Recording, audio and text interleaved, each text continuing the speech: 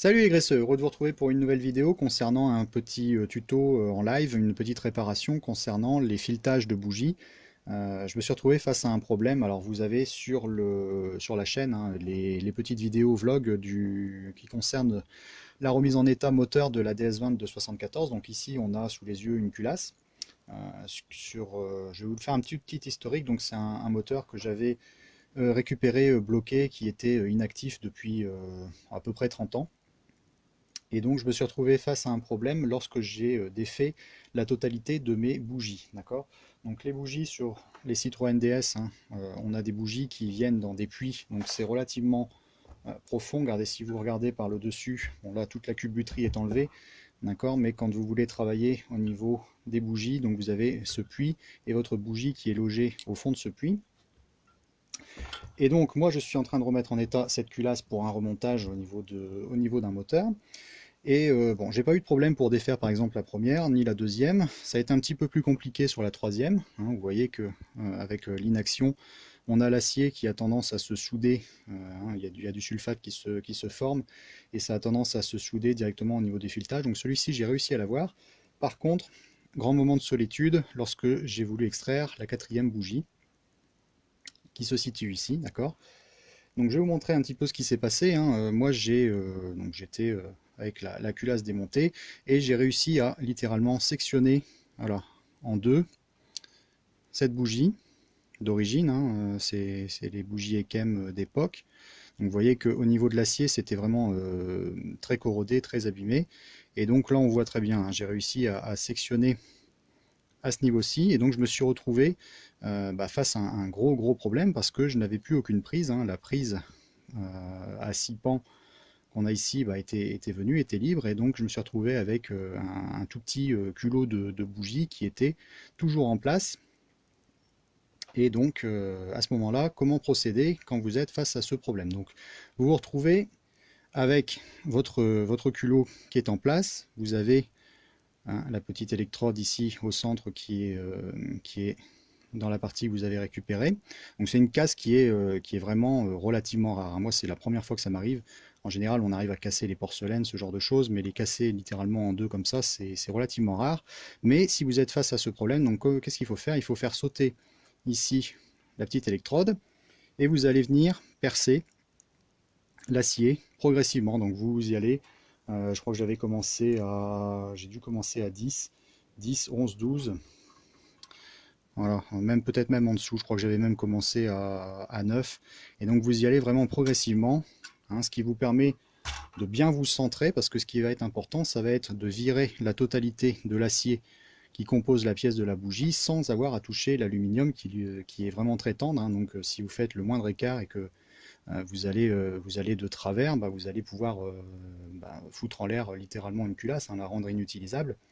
Donc je vais vous montrer un petit peu comment j'ai fait pour sauver ça, et puis on va se faire un petit passage avec les tarots que je me suis procuré, parce qu'il y a plusieurs possibilités quand on est face à ce genre de problème, notamment soit de sauver au maximum les filets qui existent d'origine, et à savoir que vous pouvez également poser des kits de réparation avec des filets rapportés. Je vous en parlerai un petit peu plus tard. Voilà, donc là on retrouve les différentes pièces que j'ai su récupérer. Voilà, donc là, vous voyez, en faisant ce perçage progressif, à la fin, voilà, on arrive à récupérer la pièce. Voilà, si je la resolidarise, vous allez comprendre, voilà, ça c'est ce qui composait ma bougie. Voilà, donc j'ai réussi à récupérer l'ensemble, et à partir du moment où vous avez votre joint, d'accord, qui tombe, vous savez qu'au niveau de votre perçage, vous avez réussi à libérer l'ensemble, et donc vous voyez que j'ai su récupérer la fin du filet en acier. Et donc par rapport au centrage, hein, on voit qu'on est vraiment bon. Donc ce qui est important de voir, c'est de déjà bien repérer au niveau du filetage d'origine, hein, parce que sur des bougies, de manière classique, ici on va être un filetage de 14 par 125. D'accord. Et donc ce qui va être important, c'est de vraiment réussir à virer la totalité. Et donc pour ce faire, moi j'ai réussi à monter jusqu'à, au niveau du diamètre, vous montez à peu près jusqu'à 12. D'accord. 11,5, 12, vous devenez vraiment très prudent au moment de votre perçage, éventuellement 12,5. Et après, le plus simple, c'est de réussir à se procurer les tarots comme ceux-ci. D'accord, donc là j'en ai deux parce que j'en ai un qui va me servir pour une première ébauche, voilà celui-ci, et un autre pour la finition. Donc on peut quelquefois également en trouver au nombre de 3 quand on a vraiment des filets à reprendre qui sont vraiment très endommagés. On a des tarots vraiment de première approche qui permettent de travailler vraiment progressivement. Donc ça, moi, je trouve que c'est une bonne chose, surtout que là, quand vous êtes face à un problème sur ce genre de culasse, vous avez vraiment envie de sauver votre pièce d'origine, hein. Celle-ci, en plus, a très peu de kilomètres, elle a du jeu vraiment nulle part, hein. J'ai commencé à travailler sur tout ce qui est conduit, axe, rodage de soupape, tout ça, et elle est vraiment en très très bon état. C'était vraiment un gros problème si je n'arrivais pas à sauver ce dernier filetage de bougie. Et donc ça, moi, je procède de la façon suivante, c'est-à-dire que je la prépare bien avant d'éventuellement l'amener au surfaçage, hein, parce que il est complètement idiot de se lancer dans des frais, partir sur un surfaçage et puis éventuellement une réépreuve de culasse. Bon là, il n'y en aura pas besoin parce que je la connais, mais voilà, de faire des frais inutiles si vous n'arrivez pas à avoir déjà une culasse que vous amenez chez le rectifieur qui soit dans le meilleur état possible. D'accord, donc on va regarder ici comment procéder. Ce que je vais vous montrer, j'ai réussi donc à passer au niveau de ce quatrième cylindre. Vous utilisez un tourne à gauche comme ceci, hein, donc vous prenez un tourne à gauche de bonne qualité et de grosse taille, hein, parce que là on fonctionne avec un carré qui est déjà assez conséquent au niveau taille. Donc j'ai fait ma première passe ici avec mon ébaucheur. On va faire la passe de finition ensemble. Alors moi j'utilise ça parce qu'on a vraiment une bonne maîtrise du travail. Et au niveau de la qualité, voilà. Au niveau de la qualité, hein, on est sur du HSS qui signifie High Speed Steel, d'accord. Donc c'est un acier qui est vraiment de très bonne qualité, qui va avoir des bonnes propriétés et des bonnes capacités de coupe. Et vous voyez ici au niveau des gougures, c'est vraiment bien dégagé parce que là on va travailler ce qu'on appelle en avalant, c'est-à-dire qu'on va enlever nos copeaux au fur et à mesure de notre progression. Donc là, sur les bougies d'EDS, en plus, on n'a pas une grosse quantité de filetage, donc c'est très important de travailler vraiment progressivement. Si vous avez des bougies qui sont beaucoup plus longues au niveau de leur filetage, vous n'hésitez pas à y aller en plusieurs fois. C'est-à-dire vous progressez, admettons, sur un demi-centimètre et vous revenez en arrière et vous recommencez afin de bien dégager les restants de copeaux. Bon, vous voyez là, avec l'ébaucheur, on a vraiment une première ébauche de filet qui est faite et bon, ça se met automatiquement en place. Vous voyez, j'ai vraiment aucun mal. J'ai même pas besoin de balancer d'huile de coupe ni un coup de dégrippant, mais bon, ça va aider quand même au niveau de la progression. Voilà. Et donc je passe de ce côté-ci parce qu'on peut procéder ainsi, hein.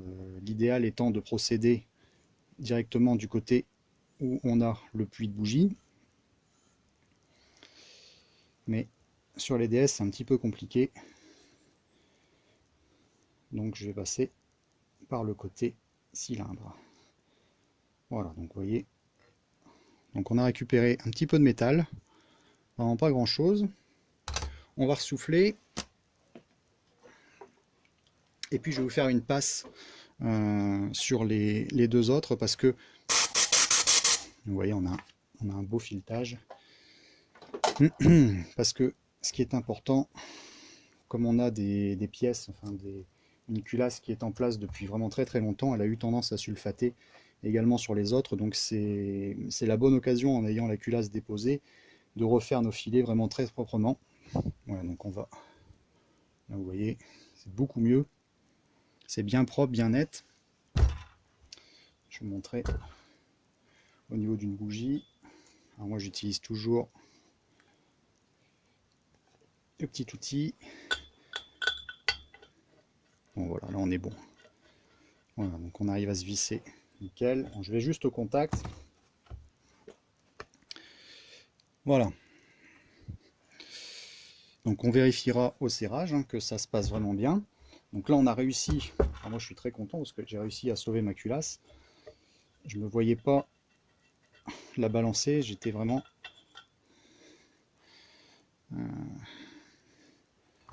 très embêté quand je me suis retrouvé face à cette casse, hein, c'est vraiment impressionnant, hein. C'est la première fois que ça m'arrive.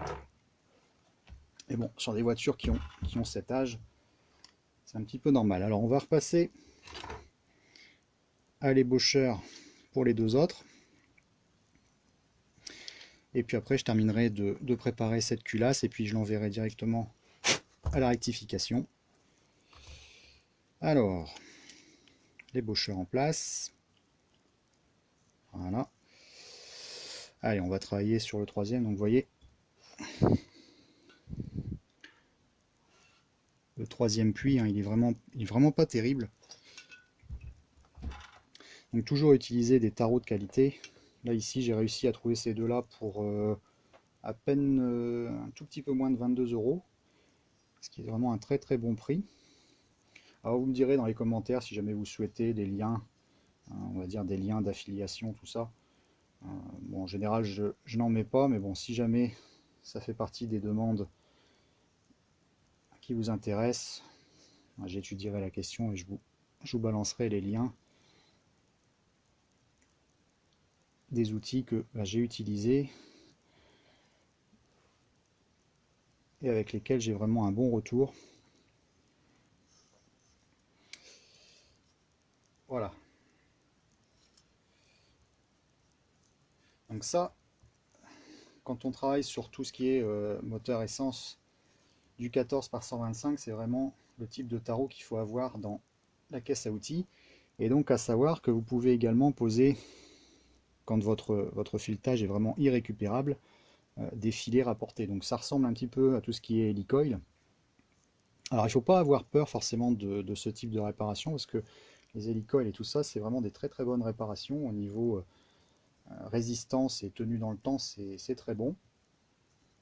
J'en ai déjà posé, hein, pas sur de la bougie, mais sur des pièces, notamment par exemple des distributions, tout ça, des galets dans des carters de distribution sur des diesels.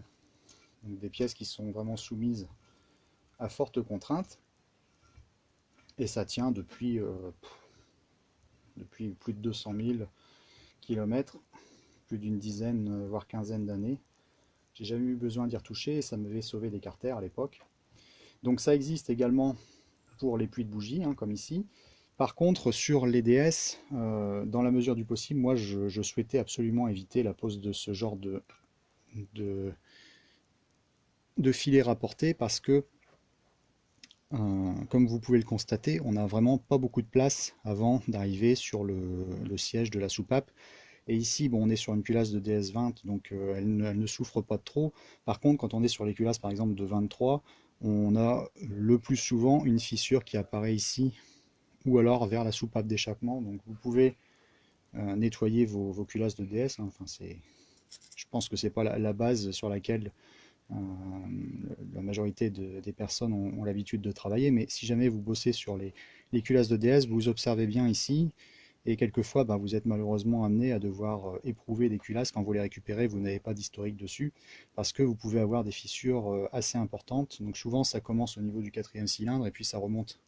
Hein, plus le véhicule chauffe ou est mal entretenu, vous avez votre fissure sur le quatrième, troisième, et puis bon, quand vous arrivez au deuxième premier, en général c'est que la culasse a déjà pas mal de vécu derrière elle. Voilà, et donc si on pose un filet rapporté, ça oblige à agrandir au niveau du diamètre, et donc ça, quelque part, ça va fragiliser un petit peu au niveau de la matière, hein, parce que ce sont des culasses, moi je les trouve vraiment relativement légères par rapport au travail qu'elles ont à effectuer, et l'alu, il est vraiment, moi je le trouve vraiment très tendre. Hein, que ça soit même au niveau des tarots, on n'a aucune difficulté à progresser au niveau de ces culasses. Voilà, donc je continue la petite vidéo en live. Donc on va en profiter d'avoir l'ébaucheur pour faire le dernier passage ici. Voilà. Donc ces filets-là étaient quand même déjà en meilleur état que le dernier, hein. Donc c'est pour ça qu'on a une progression qui est vraiment facile. Mais c'est pas une mauvaise chose de repasser la totalité des filets, hein, notamment tout ce qui est filet de goujon, d'admission, d'échappement. Moi j'ai viré la totalité, hein, j'ai tout repassé également. Parce que c'est quand même des machines qui ont presque un demi-siècle. Donc voilà. Donc on vire ça et puis on passe un petit coup avec celui de finition. Et puis ce sera la clôture de la vidéo. Donc sachez que les tarots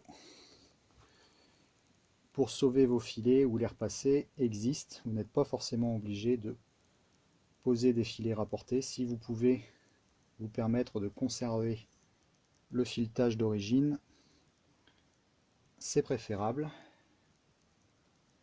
Voilà, donc on y va tout doucement. Alors j'ai pas d'huile de coupe avec moi, mais bon.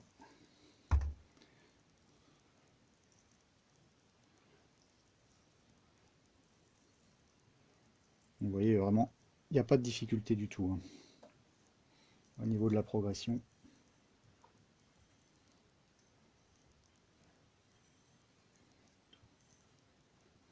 Voilà.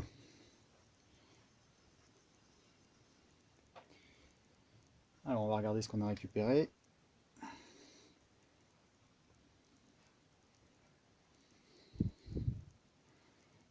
Vous voyez, il y a quand même pas mal.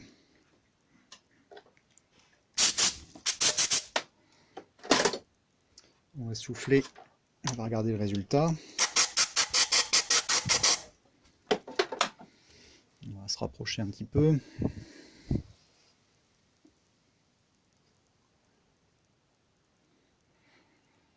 Donc moi je suis vraiment très content. C'est pas mal du tout.